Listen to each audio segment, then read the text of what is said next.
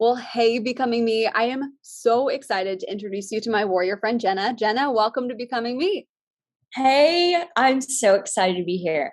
I'm so excited to have you. And literally, since the moment we connected on Instagram and TikTok, I have loved just watching all of your content. You're so encouraging and you inspire me to become who God made Emily to be. So thanks for being Yeah, you. Like, you're awesome.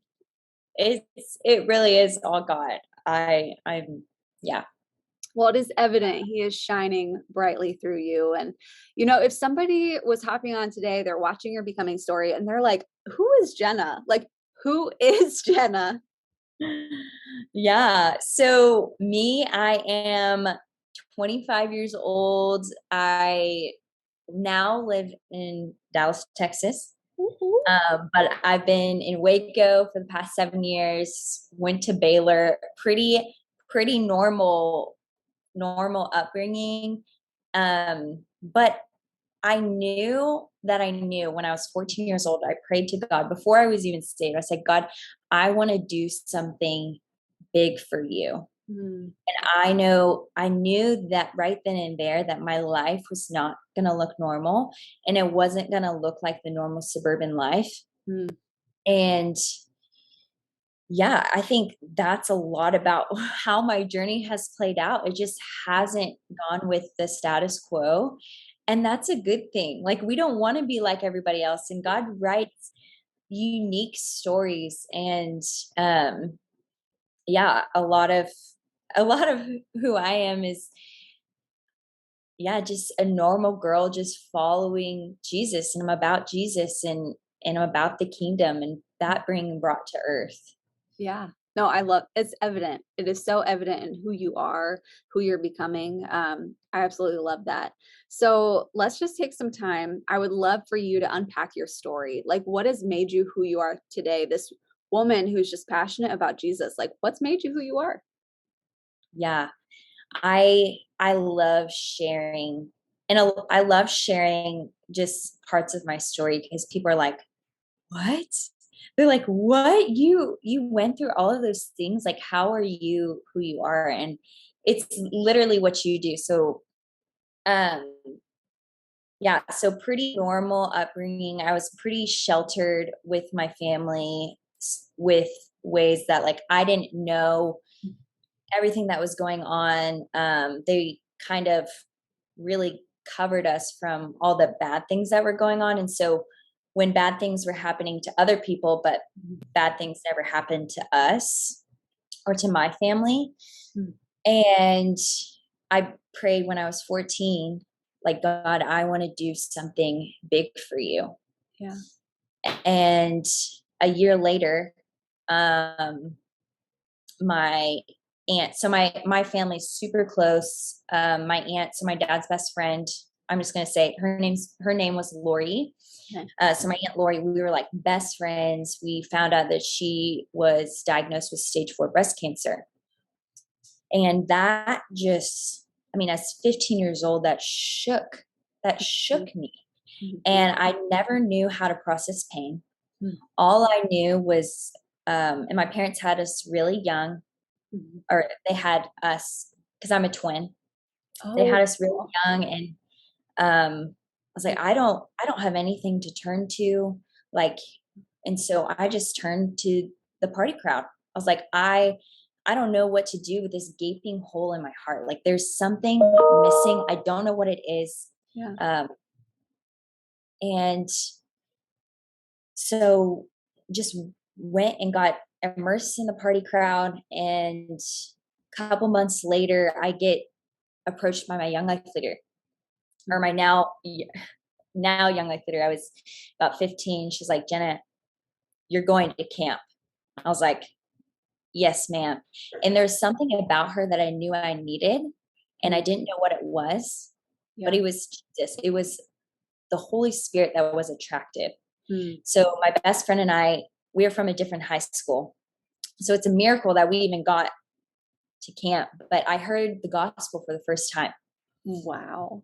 And I was a young life leader in college, so I know how it's set up. Because you talk about the Father, you talk about Jesus, you talk about um, the sin talk, then the cross talk, and then you Okay. talk about the resurrection. And it was on when they talked about sin, there something switched in me, and I just recognized my own brokenness and need for God. I was like, I can't fix me. Yeah. Like there's something wrong. I can't fix me. And I was weeping. And my young life leader, she was like, hey, have you ever accepted Jesus before? I was like, what does that mean? And so she Wow. explains like this is what it means. And she's like, do you want to do that right now? And I was like, I can do that right now? What? And so in that moment, I accepted Jesus as my Lord and my Savior. And I just, and I love sharing this because I'm just very unchurched, and I don't put God in a box. And I just felt the tangible presence of God. And I felt like this joy and this tangible peace come over me, like something was missing and now it's not. Hmm. It just felt like my eyes were open for the first time. Oh, And that was when I was 16 years old. And then flash forward through high school, mhm. was in a relationship. It got kind of messy at the end.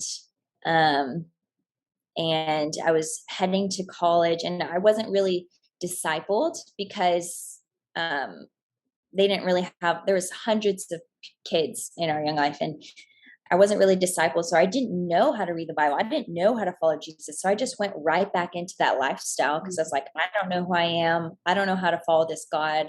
I just had this supernatural experience and I don't know how to walk it out. And there's so much grace for that part because I wouldn't be who I am now with before what happened my freshman year of college. So got really attached to my first boyfriend, and I knew that I knew that God wanted, that he wasn't for me. Yeah. And I said, God, and I prayed, I was like, God, don't put anyone into my life until I'm ready. And God honored that prayer because literally I have not dated anybody for 7 years. Wow. Um, but it was so it was so timely. Like broke up with him right before freshman year of college, and I was a cheerleader at Baylor, and I didn't know who I was. I was putting my identity in cheer, putting my identity in partying, putting my identity in boys. Like, God, you told me to say no to him, and so are you going to bring someone to my life? Um, because I'm trying to follow you because I knew that you have what's best, and I just don't know how to get there. Yeah. And my freshman year of college was the hardest year of Mm. my life and my family's life. In It was November. We found out that my uncle had committed suicide, and my other uncle had died from lung cancer. Mm. My other aunt, and this is all over like November, January, February, like I experienced 4 deaths that year. My aunt, that was my best friend, Mm. um, the cancer, and this was 5 years after her diagnosis, the cancer had wrapped around her spine and paralyzed her from the waist down. So she actually moved in with us Wow. the last 4 months that she was alive. And there was a lot of problems with getting nurses there to take care of her because she was paralyzed. So she couldn't feed herself. She couldn't bathe herself. Like we had to change her diaper. And Mm. so my parents worked full time. And so I went and took care of her for 4 months. And it was at 19 years old. And at that past year, I had like gained 20 pounds because of all the grief that was going on. And I was, didn't make cheer, Mm. didn't make the sorority that I wanted. And just a lot of pain, a lot of grief, like just like in that place again, like, God, I don't know what to do with all this Mm. pain. And I don't, like, I just don't know how to do this. And so flash forward Mm. to August of 2016. So started taking care of her in June. Then August 2016, blew out my knee and tumbling. And Oh, so I was on bed rest for about 3 days. And I was still in the party scene, and Aunt Lori was downstairs because she had a little room downstairs, and something switched in me where I realized, like, what am I doing?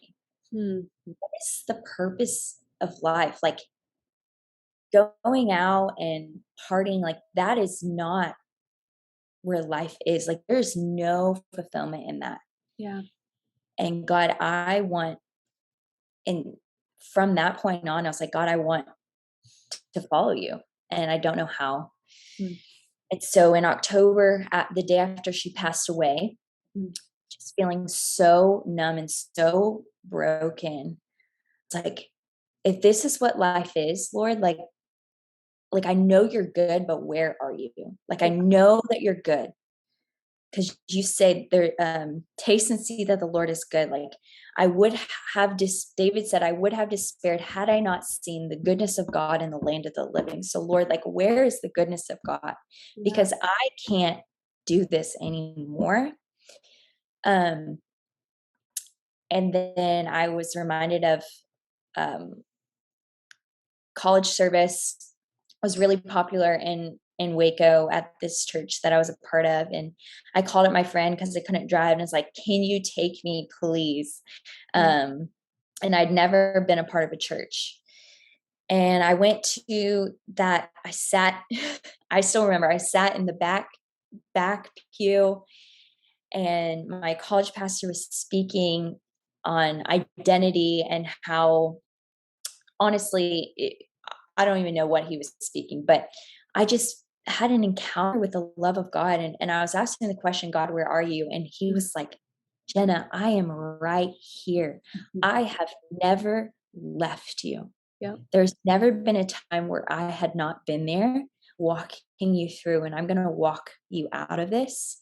Mm, Um, and I went up to the front, and um, my pastor and his wife, they started praying for me, and they started speaking identity into me. Like, Jenna, you are made to be fruitful. You are a woman of God. Like, you are a daughter of the King, and speaking life into me, and things that I needed, and my purpose, my destiny that I'd never even thought about before. And that just projected this pursuit of wherever the Spirit of the Lord is, there's freedom, and that's where I want to be. And so I was at college service, I was at Bible studies, I was at church on Sunday.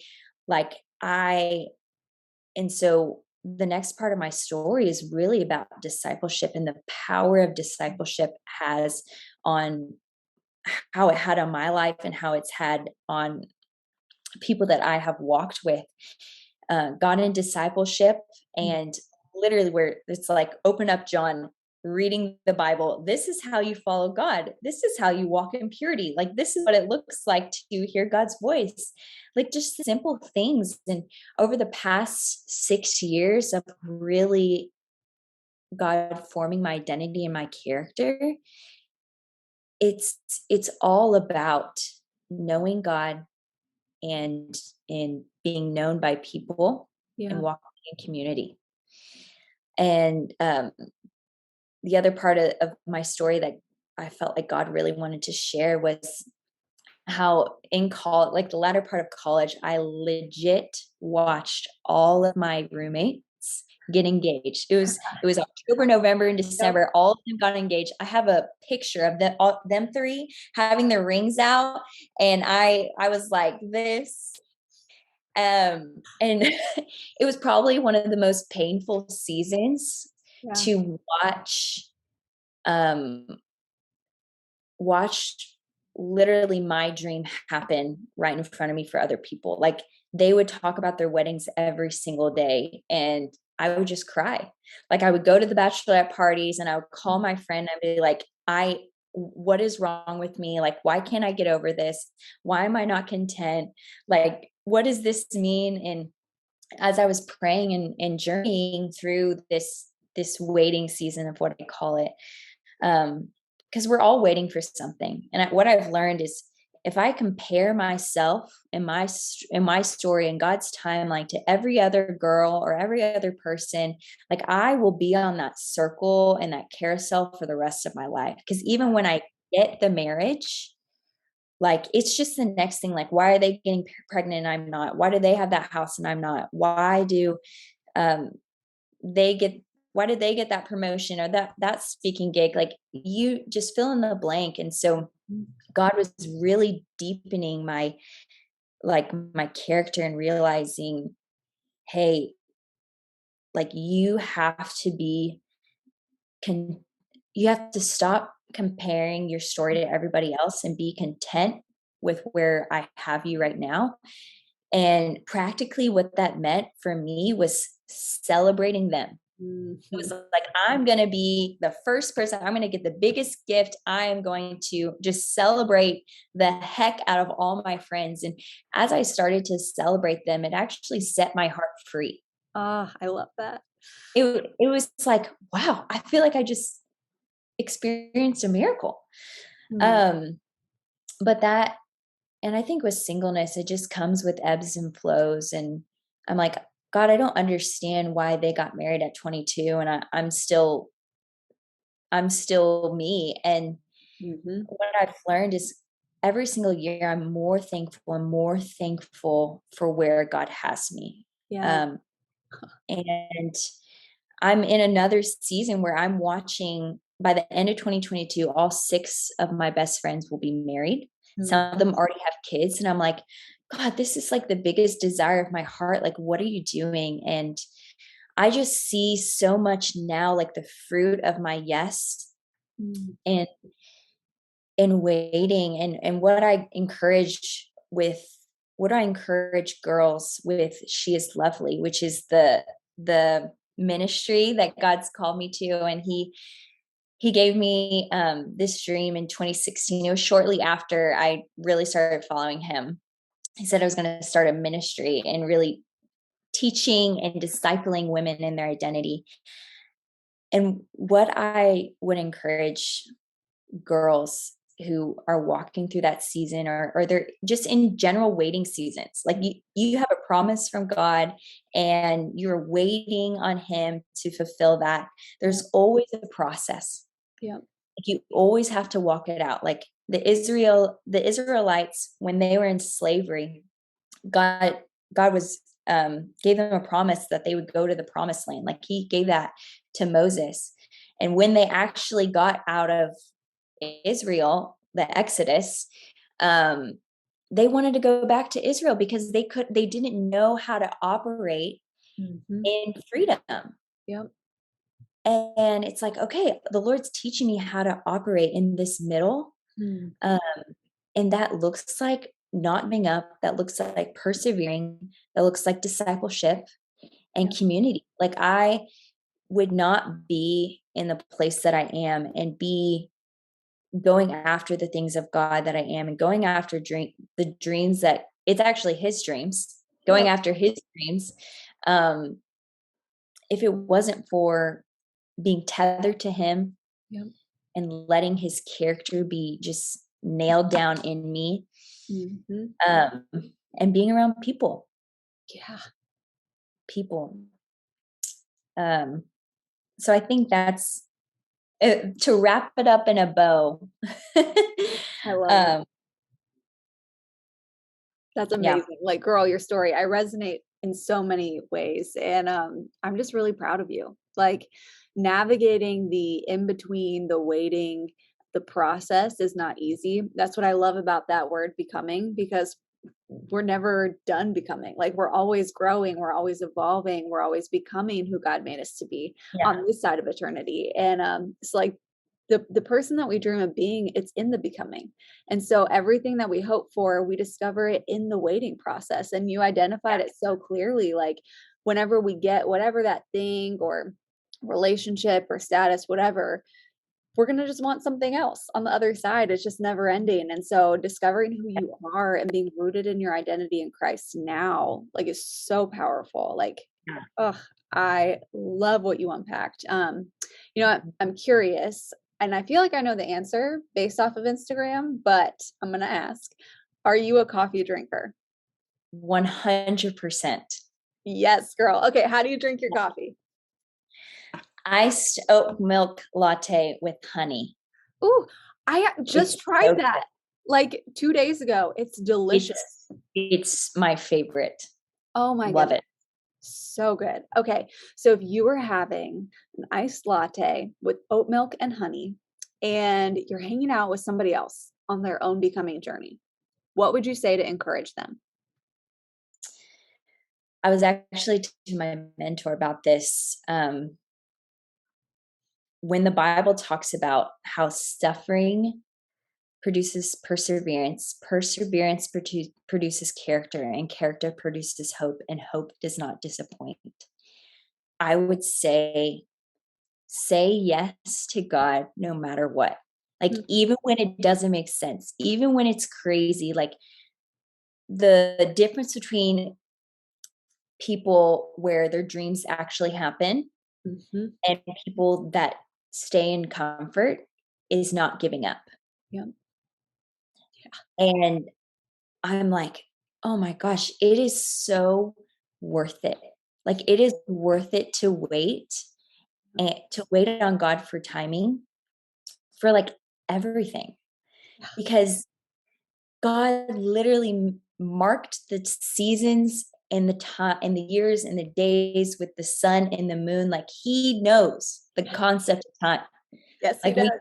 we live our life like we don't understand, and it's like, God, this is taking forever. This is a snail pace. And it's like, okay, I am so thankful that I didn't get married last year, because I am more in my identity. I Mhm. am more healed Yep. that I don't bring into marriage or whatever. Um, and just, yeah, that's what I would say. Like, persevere, don't give up, say yes to God, because it's worth it. Like, Yeah. God is worth it, and He has our best interest in mind. And I feel like we hear that a lot of times in church cultures, like God's best, and wait for the one and all these things. But in reality, like, God does have the best. Like, Yeah. He has the best, and not everybody wants it. Mhm. Not everybody wants the adventurous, like, life of God, and I do. Like, I'm not gonna Yeah. settle for just comfort and living in the mundane, because that's just not who God is, and I want everything that God has to offer. And what I've realized is the fruit and the reward Mm, of our yes, and the reward of our waiting mm. is actually Himself. Like, He doesn't promise understanding, but does promise peace, and the Yep. peace is Him. And we have to get to the place where God, if none of those things happen, like if I never get married, not saying that I'm not going to, but if I never get married, if I never get to do women's conferences, if I never get to write a book, if I never get to XYZ, Yep. have a kid, baby, is God enough for me today? Like, and that's what I always want, and I nail down in the people that I disciple. Like, is God enough for you? Yeah. Not saying that you're not going to get those things, but your heart posture has to be in that place, or else you're never going to be content. Right. Content. Right. Um, and it allows, when God becomes on the throne of your heart, Mm. number one, you can actually, like, nothing else takes your attention, and everything gets into alignment because your desires are in check. God's in the right place, and you can actually walk out your calling. So yeah, that's probably what I would Oh, encourage. mic drop. Powerful. Like, and you literally just described what he's even teaching me, the journey I'm walking through. Like, I could not agree more with what you just shared. I wish we had the iced latte to go with this conversation, but Seriously. I know, I know. So, hey, how can people connect with you online? And she is lovely. Yes. So I'm on Instagram and TikTok, just my last name, Jenna Gaston, Gaston. And then she's lovely. It's just on Instagram, and I have a blog on my website. Okay. But it's she is lovely underscore, because I love the it. IG handle was taken. So, anyways, I got you, but girl. that's how you connect with me, and feel free to reach out. I love to encourage. I love to speak life into you. So, anyways, that's what I'm made for. I'm made to be available to encourage people on their journey. Well, you literally are living that out. And y'all, we will have the links in the show notes. You can easily click them. You can connect with Jenna, and she is lovely. But Jenna, thank you so much just for sharing your story, who you are, who you're becoming. You inspire and encourage me. And I just can't wait to just see what God does in you next. So I'm cheering you on big time. Yes, thanks so much for having me. Such an honor.